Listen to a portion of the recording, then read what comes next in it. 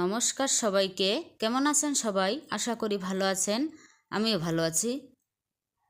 আপনাদেরকে বঙ্গ কুকিংয়ে স্বাগতম।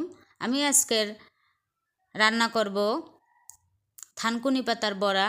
এটি একটি দারুণ রেসিপি। চলুন আর কথা না বাড়িয়ে আজকের রেসিপি শুরু করা যাক।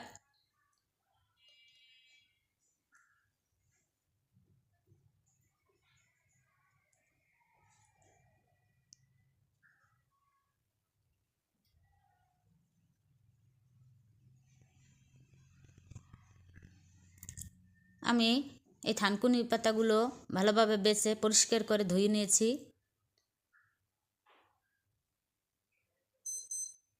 এখানে পরিমাণ মতো আতপ চাল ও ডাল 1 ঘন্টা ভিজিয়ে রেখেছি। থানকুনি পাতাগুলো এখন কুচিয়ে নিয়েছি। এরপর চাল ও ডালটা একসাথে করে বেটে নিয়েছি। বড়া বানানোর জন্য পেঁয়াজ কুচিয়ে নিয়েছি পরিমাণ মতো, কয়েকটা কাঁচামরিচ কুচিয়ে নিয়েছি, ধনেপাতা কেটে নিয়েছি। এরপরে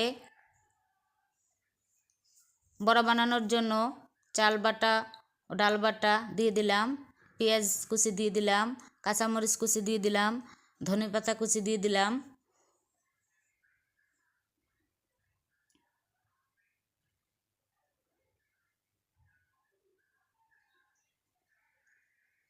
স্বাদ মতো লবণ দিয়ে দিলাম।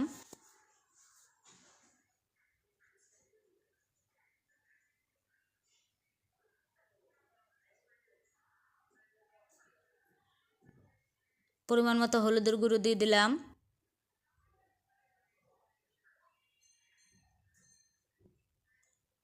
পরিমাণ মতো জিরের গুঁড়ো দিয়ে দিলাম।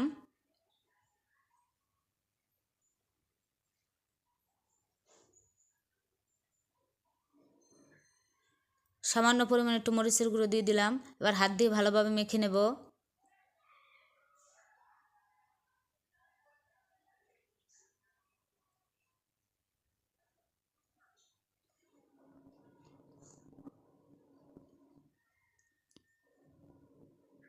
এরপরে সামান্য পরিমাণে একটু চিনি দিয়ে দিলাম।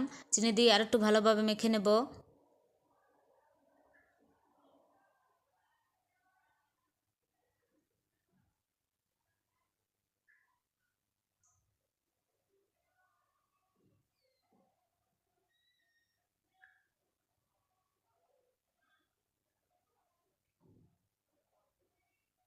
মাখানো হয়ে গেছে। এবারে চুলে একটি তাওয়া বসিয়ে দিয়ে পরিমাণ মতো তেল দিয়ে দেব।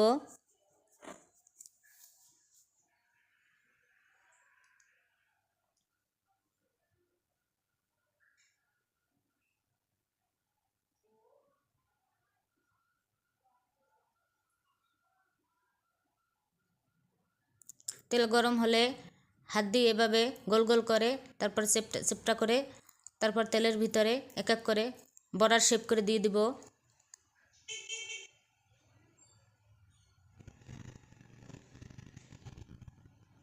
আমি আপনাদেরকে আরেকটা দেখাই। এইভাবে গোল গোল করে চেপটা করে হাত দিয়ে শেপ করে বড়ার শেপে এইভাবে দিয়ে দেব।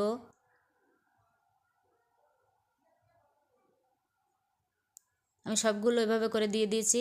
এখন উল্টে পাল্টে দিব।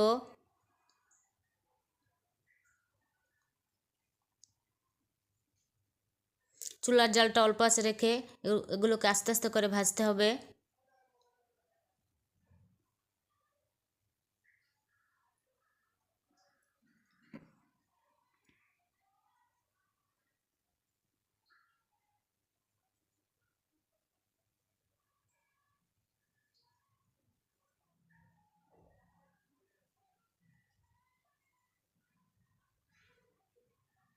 ভাজা হয়ে গেছে, এখন তুলে নিব।